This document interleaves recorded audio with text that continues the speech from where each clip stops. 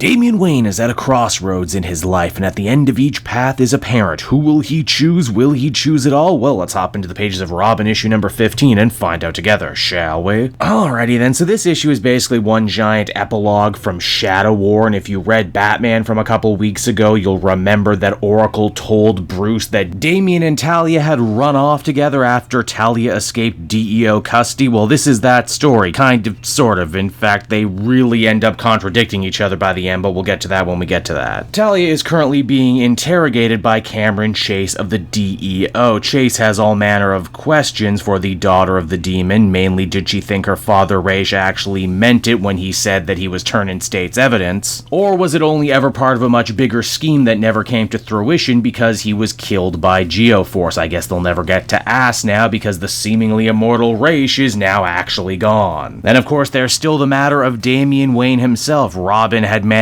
to bury the hatchet, kind of, sort of, with Batman at the end of Shadow War, and now he's back fighting crime in Gotham City. And what crime is he fighting? Well, wouldn't you just know it? It's a fully canonized version of the Red Triangle Gang. Yeah, that weird group of circus criminals from Batman Returns. How cool is that? First we got Dr. Meridian, now we got them. Damian fights valiantly against the Carney onslaught while reminding us how much he actively hates clowns. And I mean, can you blame him? This is Gotham City. Clowns are never funny here. Just when he thinks he has them all mopped up, though, one of those little clown cars ends up pulling up, and you know what happens next, right? Way more clowns than you would expect pour out of it. Also, hey, eagle-eyed readers may have already noticed, but one of those clowns has a patch on his jacket that looks exactly like the comedian's smiley face with the blood on it. Luckily, because he's back in Gotham, Damian doesn't have to fight alone, as he is soon backed up by his father and more or less the entirety of the Bat family. In what is easily the best moment in the whole book, the family actually gets together and has some pizza for the first time in God, I don't even know how long. They even do some nice little continuity deep pulls reminding us that Damian is not only vegetarian, but apparently gluten-free as well, too. Stephanie makes fun of Damian for eating gross non-pizza. Cass says that if she was on that Lazarus Island tournament, she easily could have beaten up everyone. And Tim more or less says, can't we just have one family dinner without fighting? The answer to that question should have been obvious to everyone, and that answer is no. No, you can't, because it's at that moment Oracle hears word that Talia al Ghul has managed to escape DEO custody and is now on the run. Batman and Robin go to investigate and get the whole skinny from Cameron Chase. Apparently, despite being handcuffed and being taken into custody, Talia is nothing if not resourceful. She slipped her bonds, beat up Chase, and managed to escape even while getting shot at. The question then becomes, where will Talia al Ghul go next? She no longer has access to her father's funds or the shadows, even though that's not true at all. Geoforce, despite his best efforts, didn't actually destroy the Al Ghul empire, and Talia was still able to put Angel Breaker in charge of the organization. So there's really nothing stopping her from just phoning up her ninjas and having them come and pick her up, but the book pretends like this is a big deal when it clearly isn't. Eventually, Batman and Robin are able to track Talia down to the wharf where they figure she's waiting for a boat, and it's right here that history begins to repeat itself once again from all the way back in the Morrison era. Stop me if you've heard this one before, but Bruce and Talia are at each other's throats, about to kill each other, and both demand that Damian come with them for his own good. But wait, while Damian may have originally chosen his father Bruce back in the day, things are different now. Damian has grown and changed as a person. For you see, he doesn't want to go with either of them. He only wants his two parents to be at peace. He doesn't want them to kill each other, and he doesn't want his family to shrivel and die on the vine if it doesn't have to. In fact, Damian says he plans to strike out on his own once again because he still has so much more growing and maturing to do on his own. Both of his parents are very supportive of this and say that he should go with their love and know that he always has a home waiting for him with either of them when they come back. Also, Damian sure is pretty damn forgiving of his mom, considering ninjas working for her murdered Respawn, his cloned brother that he had taken a real interest in, but oh well, I guess we're already done with Shadow War. Time to stop clinging to the past. Also, Batman chooses not to bring Talia back into custody because Damian asks him to let her go despite the fact that she is a wanted criminal, who again, need I remind you in the last arc, ordered her henchmen to kill an abused child who was created by her father against his will. Oh, Talia, you truly are a master of of the Karma Houdini. But wait, there's more. Talia has a car and a brand new costume waiting for her because, as we discover, Chase and the DEO actually willingly let her go on the condition that she become their newest double agent. Ah yes, why should Amanda Waller have all the fun when it comes to making supervillains act against their own self-interest?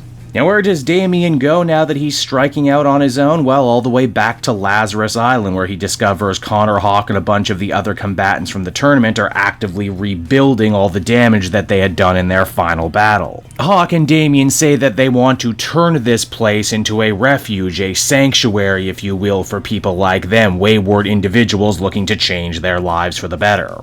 Personally, I just hope it turns out better than the last place the DC heroes called Sanctuary that they built to help. One absent face, though, in the crowd is Flatline, Damian's new on-again, off-again love interest, and that's because she returned to Japan with a vengeance, too. It would seem that she chased out her old mentor, Lord Deathman, before going on a massive killing spree, and now it seems that the only person who can stop her is Damian himself, but for more on that, we'll have to read the next issue. And so that was Robin issue number 15, everyone, and overall it was fine. It's an epilogue to Shadow War, a sloppy event that I didn't like very much, and honestly one that I didn't think needed an epilogue. It's also weird that Joshua Williamson contradicts himself a number of times, both here in Batman when he seems to have such a tight grasp on continuity every other time. It's weird. Maybe he's just burnt out from doing this and Dark Crisis and 100 other things. You'll remember in the Batman book, Oracle tells Bruce that Damian and Talia are missing and that they ran off together, but we know that's not the case at all. We know that Bruce was with them. That is, of course, unless he's lying to the rest of his family to try and cover his own ass for letting Talia go despite all the bad things that she did during Shadow War, which is probably more than likely, but still a huge dick move that leaves a bad taste in my mouth. I also said it in the Shadow War videos, but it bears repeating here. We keep getting told over and over again that Damian has changed and evolved and matured and that he doesn't need to fight with his father anymore, despite the fact that we see in August there's literally going to be a book called Robin vs. Batman. This is also kind of the beginning of the end for Joshua Williamson's time on the Robin book. He's got 2 more issues, and then in August we get a brand new creative team. Maybe it'll be good, maybe it won't, I can't say for certain, but I will say I am slightly disappointed that this book seemed to turn in its weakest work right at the very end. Overall, I'd give it a 6 out of 10. I'm probably not even going to remember I read this one in a little bit. Hey there everyone, it's your old pal Cape Joel again, thanking you so much for watching to the end of the video. I hope you enjoyed it, and if you did, why not check out my Amazon link down in the description. Yes, that's right, the Cape Joel channel officially has its own Amazon storefront now. You can pick up a comic or anything else for that matter, and if you did, you'd really be helping me in the channel. So with that out of the way everyone, I will see you again next time. Bye-bye.